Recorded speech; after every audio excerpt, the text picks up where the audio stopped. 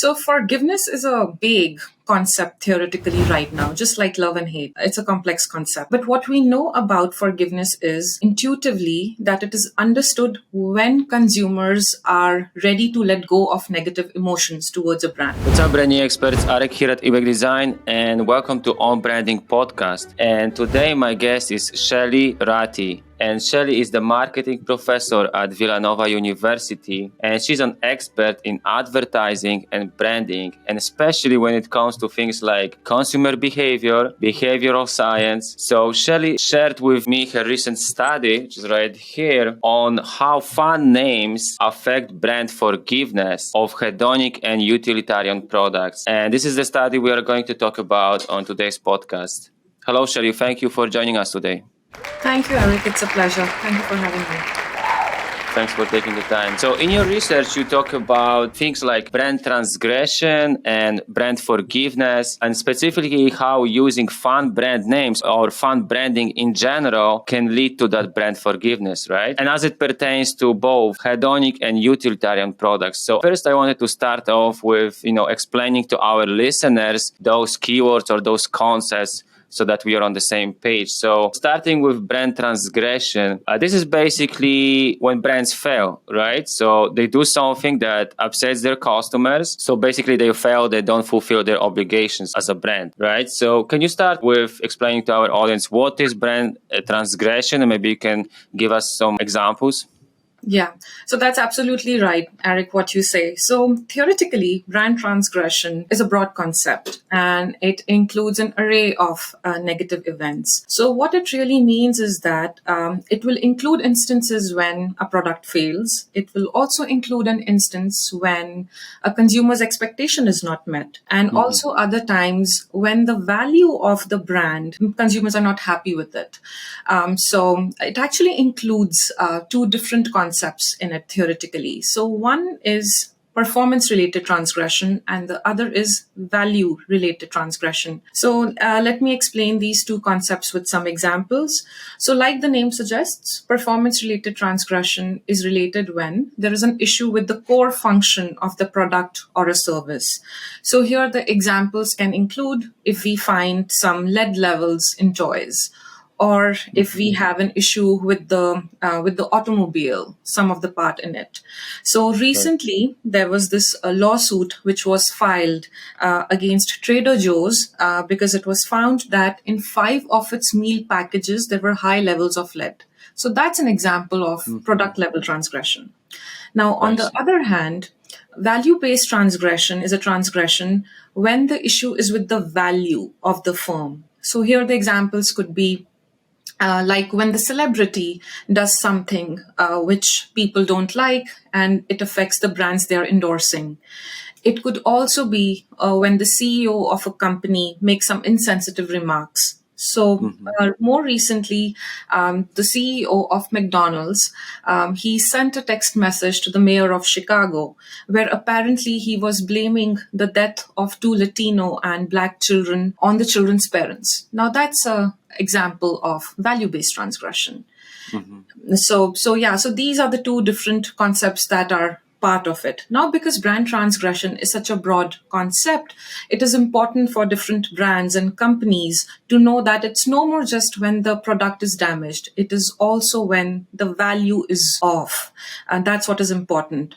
So today, it is not matter of if, but it is a matter of when brand transgress. In fact, a recent research which was published in Wall Street Journal in 2020 found out that 66% of the consumers who were surveyed, they were unhappy or they encountered a problem with the product or a service, which was higher than in 2017 when they were surveyed, and the percentage was 57% at that time. So that's how the brand transgression has been increasing in the recent years. Right. So this is great. great. So some of my key takeaways for our listeners. So as you already explained to us, brand transgression is not a matter if, but rather when it happens. And there are two types basically of brand transgression. It could be, performance related. As you mentioned, there's something wrong with a product. Like you gave us this example in your research, like a new garden hose with a leak, right? So expectations are not met, and then could be value related, where, for example, the CEO makes some insensitive remarks, so whatever it might be. That's another issue, right? Also in your research, you mentioned about unsanitary food practices. That's another example in regards to Starbucks and Burger King. They have faced this issue in the past, right? Okay, so since we know what brand transgression is, now let's talk about how to achieve this brand forgiveness. So what can we do to create a buffer against, negative consequences? And as you said, because it's not a matter if, but when it happens, right? So can you give us some examples of why customers forgive brands and what we can do in order to achieve that brand forgiveness? So forgiveness is a big concept theoretically right now, just like love and hate. It's a complex concept. But what we know about forgiveness is intuitively that it is understood when consumers are ready to let go of negative emotions towards a brand. That's what intuitively forgiveness means. Now, there are a number of factors that can influence how fast consumers forgive and whether they forgive consumers at all. But I'll today talk about three most important factors. The first important factor that influences consumer forgiveness is that how do firms respond when a crisis happens or when a brand transgression happens? Now, the response could be two. One could be that they really apologize for the mistake they did. And the second could be where they do not apologize, but they justify the wrongdoing. So let me share some examples for these two scenarios. So Yes. for the event in case where they actually apologize, there is this example of IKEA when it launched in Saudi Arabia. And when they launched in Saudi Arabia, they launched this regional catalog, which removed the images of females in their catalog, whereas there were images of the women in the corresponding catalog, in the English catalog, which was in other countries. So there was this backlash. People were unhappy that they removed the images of females. So IKEA at that time came forward. They apologized for the decision and they said that they regretted that they made that decision. So that's an example of when they apologize. So a second example is in 2015, when Netflix suddenly increased the prices of its streaming service. Now, we have to remember that back in 2015, Netflix was transitioning from the DVD delivery system to the streaming service. So during that time, they had these two services that they were offering, and it was offered as a bundle. People could buy these two businesses at a bundle of $10 per month. Now, suddenly, in a day, they changed this business model and they separated these two businesses and they started charging different price for different services. So people were, of course, they were unhappy. There was increase in the price by at least 60% in the price. So at that time, the CEO of Netflix did not correct the situation. But what the CEO did was he came forward, he wrote an open letter on the blog, and he explained that what was the transition that was happening in Netflix and that this was a business decision and how it will affect them in future. So he explained what was happening. So that's a justification of a You wrongdoing. justified. Yeah. Now, a second factor that can influence consumer forgiveness also depends on how strong the bond is of the consumer with the brand. So we call it as brand loyalty. Yeah. Now, we know brand loyalty helps brands in different circumstances. It has these different favorable outcomes, but it also helps during brand transgression. So take the example, classic example of Volkswagen transmission scandal that happened some time ago.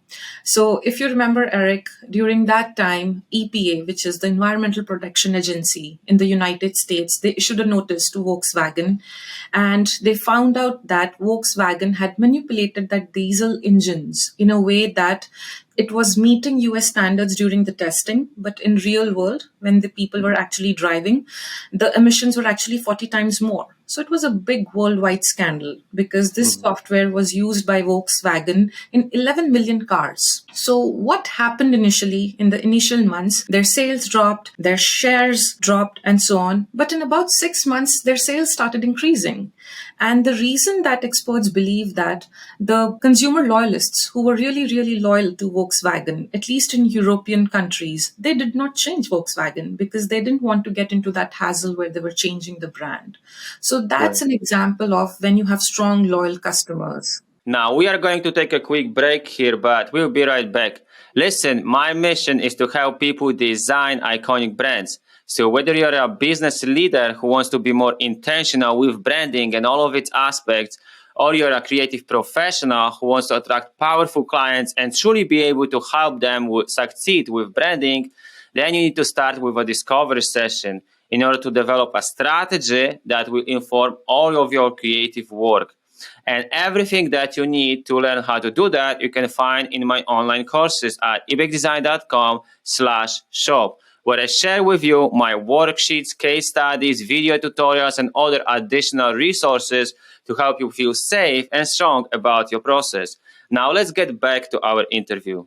Strong bond, right, between the Yeah. brand and the customers, right? So that's a great example. So thanks for doing this, so we can understand what's the concept behind it, as we can all relate to big brands like that, right? Okay, so since we understand the concept of brand transgression, why brands may fail, and then what are the factors when it comes to brand forgiveness, and how you can deal with that, you can either apologize for these mistakes or you can justify these mistakes, as you gave us those examples. And also an important factor is that bond between the brand and the customers. So if there is a loyal following, that may, might be easier to deal with the situations like that. So basically, your research, we started with something broader and talking about brand transgression, brand forgiveness. And now I wanted to talk about more specifically, focus on your research. So because in your research, you focus on how fun brand names and fun branding in general can affect that brand forgiveness. So can you talk to us about, some of the findings of your research, how those names can affect brand forgiveness, how those fun names can affect that? Yeah. So my research is about fun branding strategies. And I specifically in the paper talk about fun brand names. Now, brand names could be fun and they can take different forms. They could use either cute fonts like Trader Joe's does. They could either use a name that has inherent playful meaning like Facebook. It has an inherent fun, playful meaning.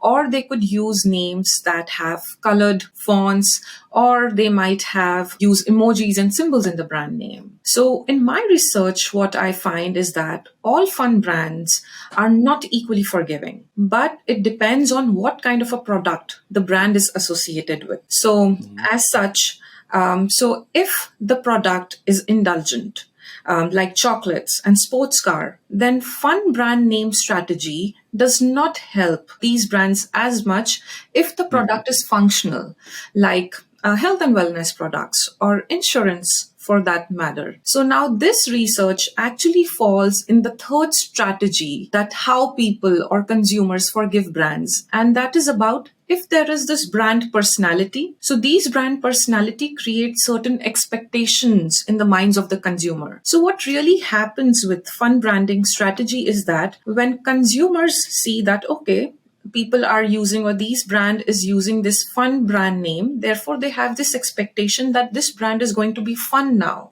So they have certain expectations about the brand.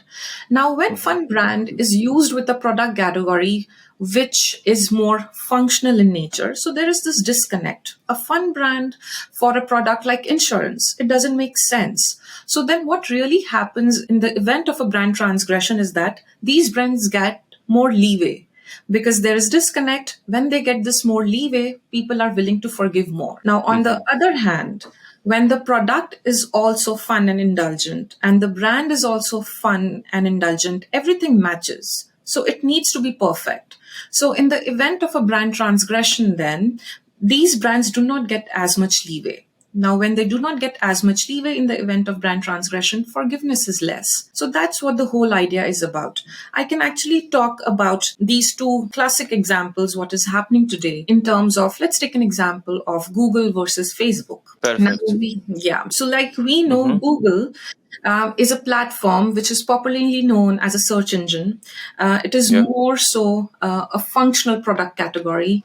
On the other hand, Facebook, like I said, it's a social media platform. It's a more fun and indulgent product category. Now, both of these brands have used fun strategy in their names, if you think. So, like Facebook, the name itself is fun. Face with the book.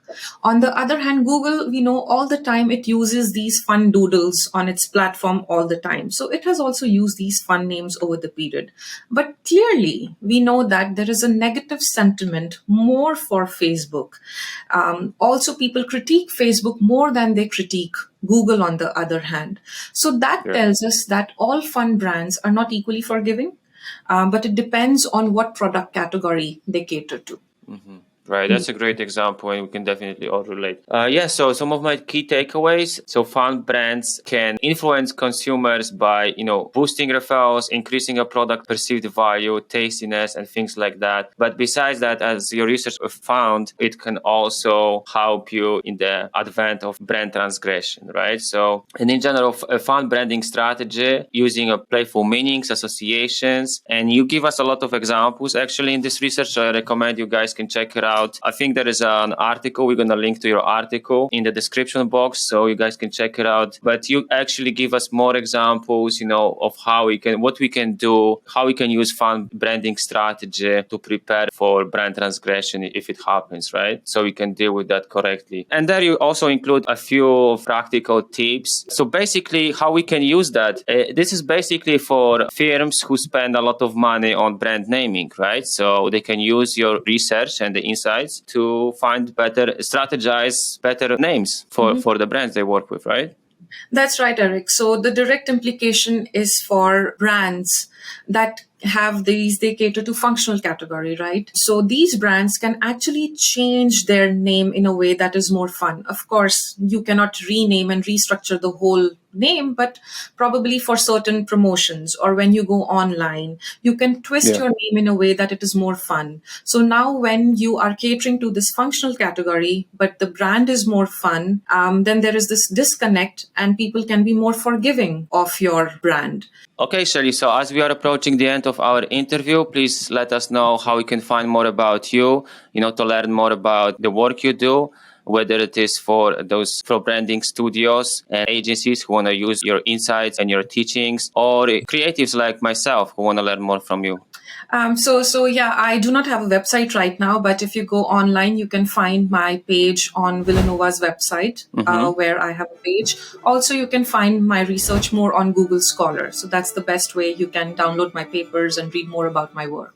Okay, so I'm going to link to your page at the university and to the article, right? So thank you very much for coming on the show. I really appreciate that. Thank you. It was a pleasure, Eric. Thank you, Shelly. Bye.